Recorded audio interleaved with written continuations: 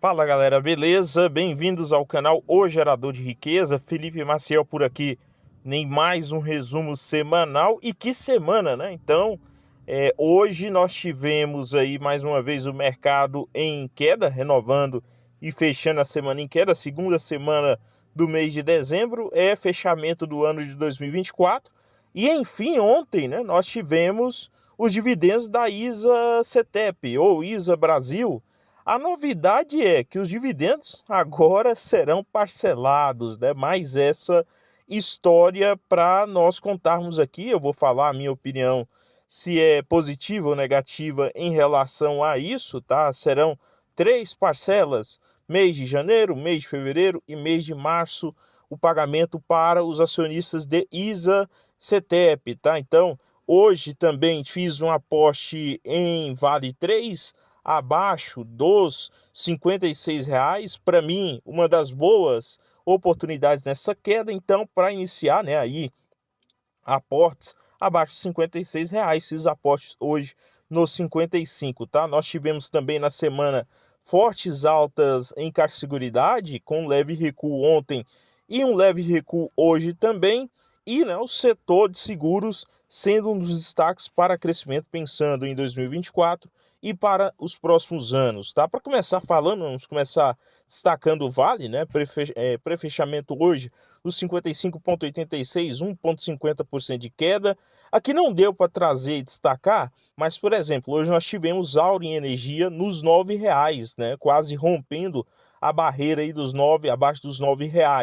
Além disso, Caixa Seguridade nos 15,66, 0,57% de queda no pré-fechamento. Engie Brasil também, pessoal, próximo de romper a barreira dos R$ 37 ali, chegando abaixo dos 37, 36, 35, seriam compras interessantes para um papel que estava até coisa de semanas, né, um mês atrás, acima dos R$ 40, R$ 42, tá? Aí com um excelente histórico de dividendos e uma excelente política de dividendos. Além disso, Semin 3 foi semana de CSN Day, né, que é a holding da companhia, e nós destacamos, né, nesse CSN Day foi a mudança de 15 bilhões para investimentos na planta P15 para 13 bilhões nos próximos anos. Além disso, Banco do Brasil, há quem esteja aí, né, com um pensamento mais negativo para Banco do Brasil a partir de 2025, tá? Então, empíricos e outras casas de análise começam a destacar negativamente Banco do Brasil, nos dando boas chances para aportes antes de anúncio de proventos ou algo positivo que venha acontecer com a ação, e novos aportes também, pensando, né, aí na quantidade de ações já para 2025. Além disso, nós tivemos o BB Seguros, um dos únicos papéis em alta hoje na carteira, né? O caso aí de o papel fechar acima dos R$ 36. E falando nisso, o papel estava, né, abaixo dos 33 há poucas semanas. Para você ter, né, a percepção de volatilidade que o mercado vem precificando nesses últimos dias. É importante lembrar que nessa semana nós tivemos alta na taxa de juros com 1 ponto em percentual. Nós tivemos também, né, aí a internação do presidente Lula e o mercado precificando isso. Hoje nós tivemos mais um fator, que é o Banco Central intervindo na alta do dólar, vendendo, né, ali um pouco da sua reserva, cerca de 4 bilhões de dólares ontem e hoje, e um pouco mais de 900 milhões de dólares, tentando interromper essa alta. E também, né, o Lira travando todo tipo de reunião em relação a arcabouço fiscal, né, em relação aí a corte de gastos para votação no Congresso. Vamos começar destacando os dividendos da ISA Brasil, ou nossa transição paulista, né? Hoje fechou nos 24,19, parte o mercado não aprovou a parcela em dividendos, parte o mercado, na minha avaliação, aí, né, aquela queda automática, o mercado caiu, o papel caiu, faz parte, na cesta de ativos ali do Ibovespa. Vamos começar falando do valor total, é 1.555 bilhões de reais em juros sobre capital próprio, que você tem incidência de imposto de renda, 15%, né, ali retido na fonte. Isso daria no bruto cerca de 2,36 por ação, no líquido aí 1,98, arredonda para R$ 2, basicamente. Agora, o que chamou a atenção e novidade foram as datas, né? A diferença aí das datas em relação a até mesmo o histórico de ISA Brasil. O que nós tivemos? 3 parcelas. O pagamento será diluído em 3 parcelas, sendo a primeira com Datacom também para 9 de janeiro de 2025. No ano passado, essa Datacom foi em dezembro, reta final de dezembro, e com o pagamento lá no dia 21 de janeiro de 2025. Bruto 0,78, tirando os 15%, 0,66. Para fevereiro, 11 de fevereiro, com pagamento no dia 21 de fevereiro. Também 0,66, tá? E lá em março, cerca de, também 0,66, com Datacom no dia 11 de março, pagamento também no dia 21 de março de 2025. Qual que é a minha avaliação? O que eu entendo que está sendo feito aqui? Fluxo de caixa, tá, pessoal? Vão aproveitar o máximo do que pode dar reserva de lucros para poder aproveitar essa alta na taxa de juros e manter o valor ali rendendo em caixa. Até porque você está falando de 1,5 bilhão, tá? Não é qualquer valor. Cada percentual aqui conta com 1 milhão a mais para a empresa, tá? Em certa parte é bom para minha carteira no sentido de janeiro ser um mês muito fraco de dividendos, tá? Na minha carteira. Então, logo, esse fluxo de caixa positivo seria interessante. Mas eu consigo, tá, muito bem mensurar o que fazer com o dinheiro que eu recebo das empresas que me pagam. Esse é o pensamento. Então, quando uma empresa me paga de uma vez, eu não acho ruim, tá? Pelo contrário. Por quê? Porque ali eu tenho poder de compra, formatando o meu caixa para novos aportes ou até poder fazer compras melhores, tá? E mesmo assim, nós temos essa tendência agora, tá, das companhias. É o caso também da Caixa Seguridade fazer esse tipo de pagamento e é o caso do Banco do Brasil também, né, parecido ali com o FII, só que a diferença aqui é que é meses seguidos, tá, e em referência ao ano anterior. Então esse é o meu pensamento sobre esse pagamento de ISA-CETEP. Não aprovaria 100%, porque você não tem nenhum valor adicional, né, fora a questão de você passar aí basicamente um ano para fazer o anúncio desse provento, tá? Agora mudando a chave, falando sobre Vale, no 56,85, se você pegar lá a última grande queda, né, no dia 14 de novembro, cerca de um mês atrás, para cá foi o mesmo pico, né, dos 56, depois o papel bateu R$ 60. Então, claramente, Vale hoje ela tem sido alvo tanto dos fatores de mercado como também do fator China e a dúvida sobre China. Mais um banco corta recomendação e preço-alvo. Agora foi a vez do Morgan Stanley, que para eles, né, depois da aprovação do Acordo de Mariana, aí agora que, né, na cabeça deles vão começar a fazer preço pensando em 2025. Porque já não, né, declararam isso lá quando saiu, né, no Acordo de Mariana. Então, fiquem aberta essa dúvida. Claro, aqui, o que eu estou fazendo como investidor? Não sou torcedor e também não sigo narrativas, tá? Eu sigo aquilo que eu acredito em relação à empresa. Hoje, no 55,80 foi um aporte pequeno, aporte realizado, vou fazendo esses pequenos aportes e formando a minha posição, tá? Esse é o meu pensamento, é assim que eu venho formando a minha pequena carteira que já vem me dando boas alegrias nos últimos anos. Agora, sobre as notícias da semana, né? Destaca-se, como eu já falei lá no início, o Banco Central, né, surpreendendo o leilão.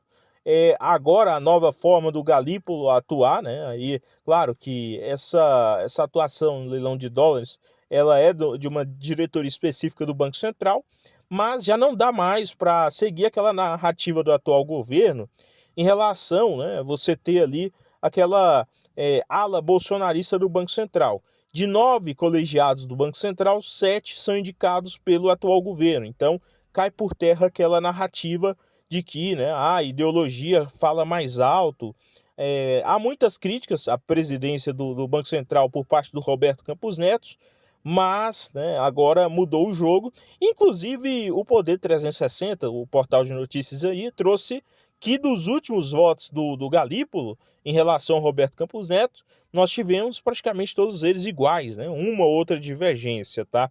Dólar acima dos R$ 6, precificação sobre tentativa de reeleição do presidente, saúde do presidente nesse momento. Além disso, né, travamento na casa, né, Câmara dos Deputados em relação a briga com o STF sobre... É uma briga política e de poder, tá? Em relação às emendas. Tudo que o governo tentar passar pela Câmara também terá aí, né, um certo pedido de emenda parlamentar ali por trás, tá? E se isso não acontecer, eles simplesmente travam.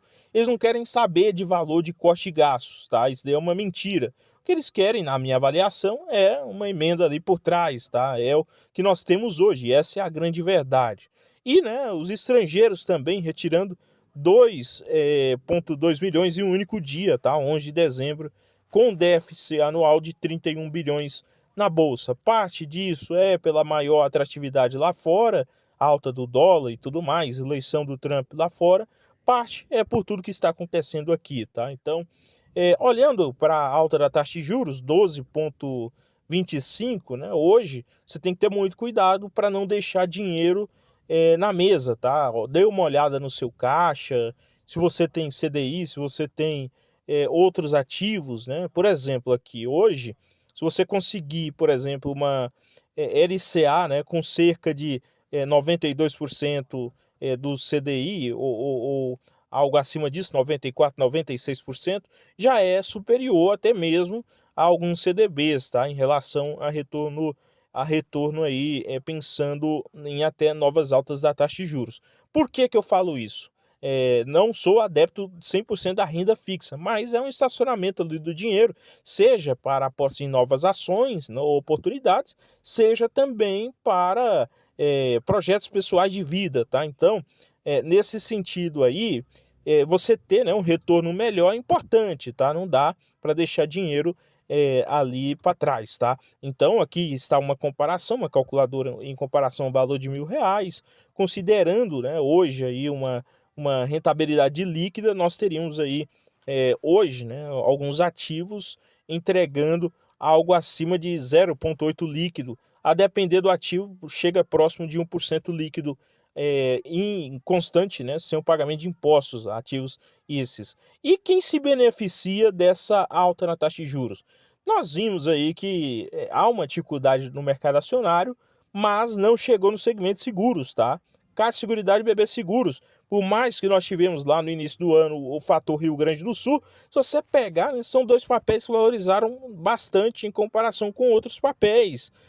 BB Seguros, por exemplo, mais de 28%, já considerando dividendos em relação lá ao início do ano, e Caixa Seguridade, né, aí mais de 49%, pegando em comparação lá com o início do ano, tá?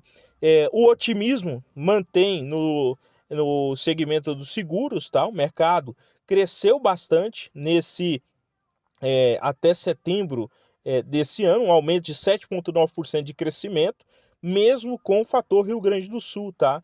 Então, espera-se até 11% em relação a 2023, tá? E para 2025 deve crescer acima de 10%, chegando a uma participação de 6,4% no PIB, e isso seria muito positivo para as companhias de seguros que você tem na carteira. Então presta atenção, claro que para um setor específico como é o rural, o caso da BB Seguros, deve-se ter uma atenção maior, né, em relação ali ao rural, é algo em específico. Porém, se você olhar no geral, né, é um setor que acaba se beneficiando com a alta da taxa de juros, porque seguradoras têm, né, ali um fator adicional que é um alto teor de reserva, tá?